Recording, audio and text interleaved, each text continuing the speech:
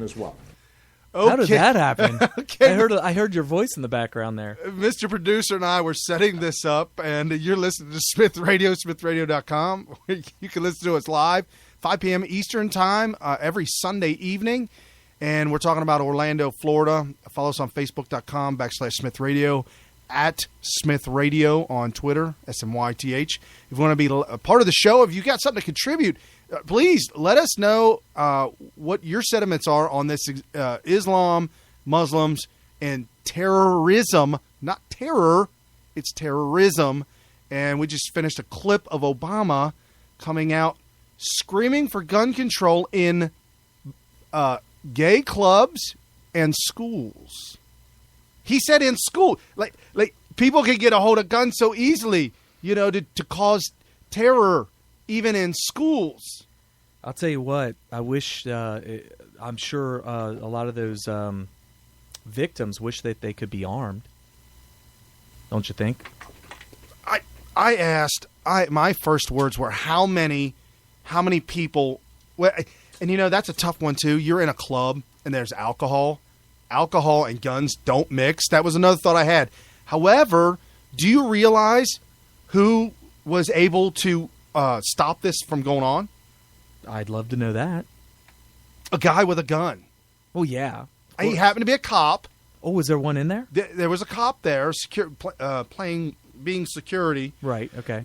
But so he was able, I guess, to get in. But the gunman went on for a while, so I don't know if the cop was actually inside the bar. Yeah, I heard that there was an actual hostage situation.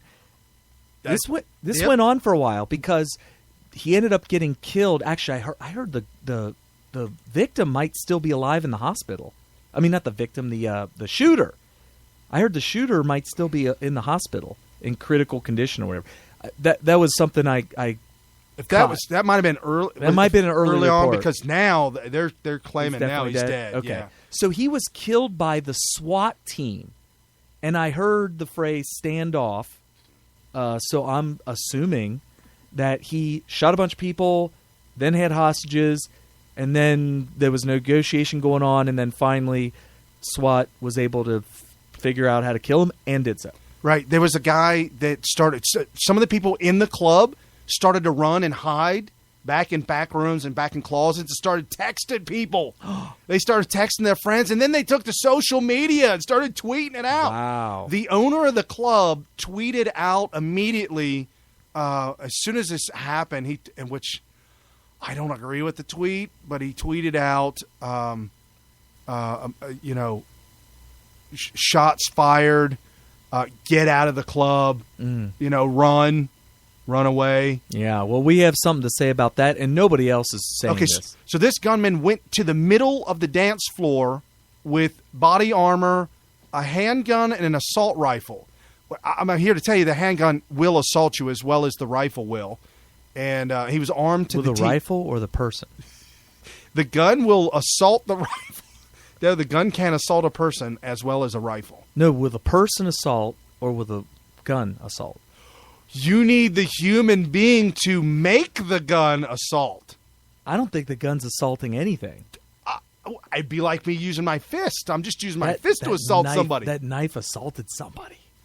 Why is it always... Nobody calls it an assault knife.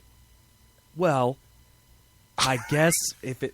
Knives don't assault. Right. Guns don't assault.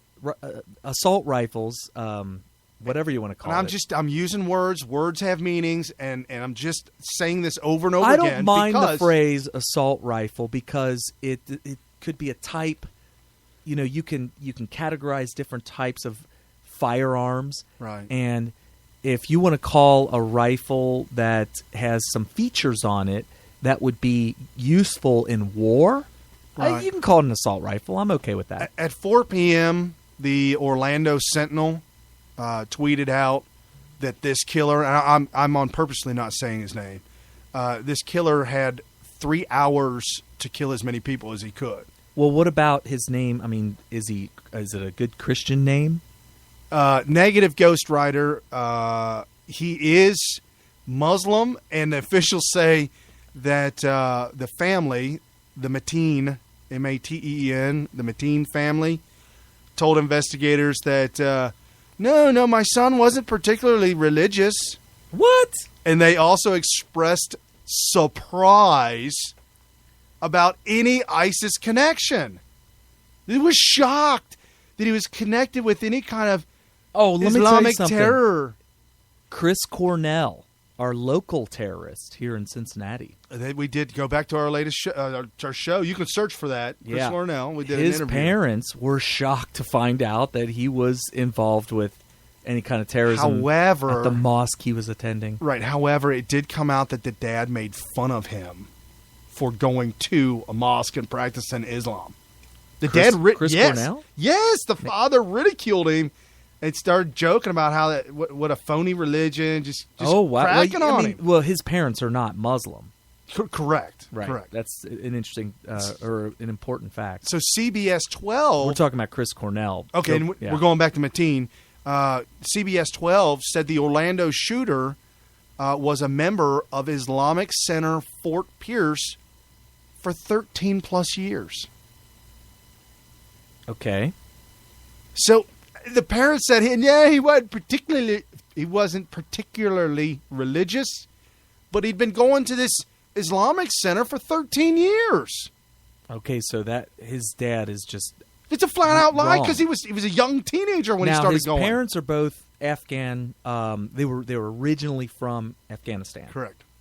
And this shooter is 29 years old, born in New York, and from Fort Pierce, right, Florida. And that's about 120 miles away from Orlando. So he drove up there to do this shooting. Not sure where he would have saw two homosexuals kissing. Well, in Florida. In Florida. But I mean, it could have been, was it in Orlando or was it in his hometown of Fort Pierce? Because it's 120 miles. I mean, that's further away than we drive to go to the Indy 500. Right. I mean, that's like a 2 solid hour drive. So what was the reason to go to Orlando? Was it that he could maximize the casualties in that case? Well, there's certain cities that have a lot of like if you wanted to go to a gay club in Cincinnati, like a really good one, it's not happening. Which, by the way, you're going to have to go to Indianapolis. We didn't really specify or Lexington. Yeah, the calling of this club a gay club. The reason I have a problem with that is because there are definitely clubs in Cincinnati that the media would call gay clubs. This does not mean that you have to be gay to go to the club. I would even argue or venture a guess that gays might even be a minority there.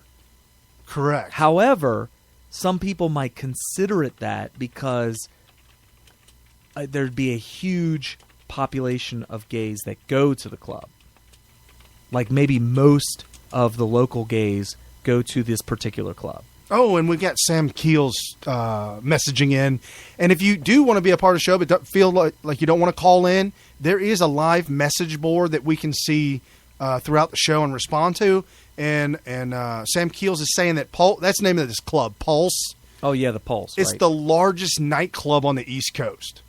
Wow, that's huge. Which would make sense because how do you hit 102 bodies with bullets? Well, some of them may have been injured in a trampling.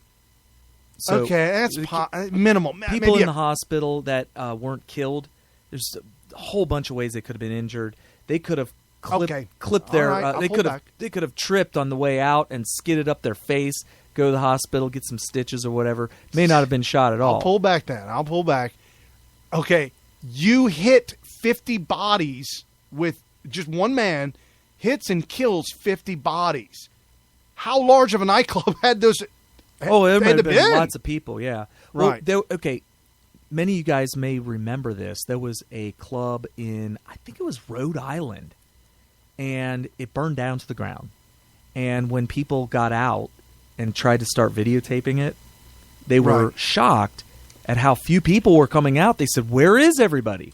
Well, in the trampling effect, I think it was Great White was the band that was playing. Oh, that was the one that burned down. Yeah. Yeah, okay. Yeah, they was Great White. Okay, yeah. And they weren't authorized to set off pyrotechnic inside a small, low-ceiling venue. made out of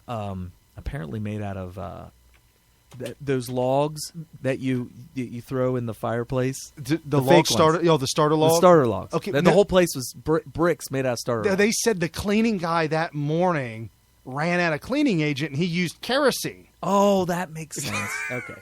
And that's what it looked like if you look at the video from inside there. But anyway, what happened was, as soon as the fire happened, people started making their way to the exit. But the fire went so fast that as people started going to the exit, then they all freaked, panicked, and just pushed. Okay. And everybody got trapped. Right. Place burned down. There was 100 deaths. This was 50 deaths, and I'm assuming there would have probably been a trap at the door where people were trying to get out and then got stuck, Probably, which would have really helped him out. Now, in Virginia Tech, that shooter actually chained up the exit doors before he went in to shoot, and he ended up killing 32 people. Okay. So I'm telling you, 50 people. That would be unbelievably difficult. I remember thinking on the Virginia Tech thing, when I heard 32 dead, I remember thinking to myself, how is that even possible? Do you know how hard that would be? First of all, you got to have enough ammunition. And we talked about this, and you have to hit every person with every single bullet, which is going to be hard while they're running. Well, and you have to hit it. You could hit somebody in a whole bunch of different places, and they don't die. Oh, yeah. So you have to hit them in a place where it's going to kill them. Correct. And so killing people, 32 people in one go, anywhere, by yourself, without anybody helping you, is definitely that's difficult. So this 50, it's like, wow, what in the heck happened? So apparently, here's me speculating, which is fine because people are probably going to wonder this. I'm imagining there would have been a trample to the front door. Correct. There would have been a trap, just like in the Rhode Island nightclub where 100 people died in the fire. They would have trapped themselves because of the panic. Correct. And then that would have allowed him to deliver kill shots to a lot more people because they're all just sitting ducks at that point. Folks, we need to change tactics. Back in the Cold War, we had public service announcements that people would do, for better or worse, whether they work or not, whatever. And even before then, they had newsreels that would teach the public in mass what to do in certain situations. Go to a bomb shelter if there's air raid sirens. Get under your desk, all this, so that people knew what to do. We have come to a point in American history because of the war on terror that we have to solve this. This is my dropping something. We have to come out with it could be a government program or whatever, I don't care, where we need to come out with public service announcements to everybody on how to behave and handle themselves in a terrorist situation. And I hear this thing go down where 50 people are killed by one shooter. And this is ridiculous. My Marine Corps training looks at that, and I'm just like, wow, massive failure. I'm not blaming the victims. I'm blaming the lack of training. And I actually tweeted out about this show coming up that the time for mourning when there's this many casualties as a result of one shooter, that's got to end. We need to start training, and we need to start training now. All the millennials in these high traffic areas or high, what do you call them? Populated areas where they congregate, whether it's a nightclub, it could be a coffee shop. When you're in Israel, it's the coffee shops that get it, right? Right. And it could be a bomb or it could be now if it's a bomb, we're going to have, that's different training. So a shooter trying to do a mass killing with a gun, there's a specific way to handle that. And we learned it in the Marines, and I think it could be taught to civilians. No, I agree 100%. I'm looking at the NewYorkPost.com, and it says, quote, Obama, we are to blame, not Islamic terrorism, for massacre. Really? Who wrote this? I mean, this is a New York Post. Wow.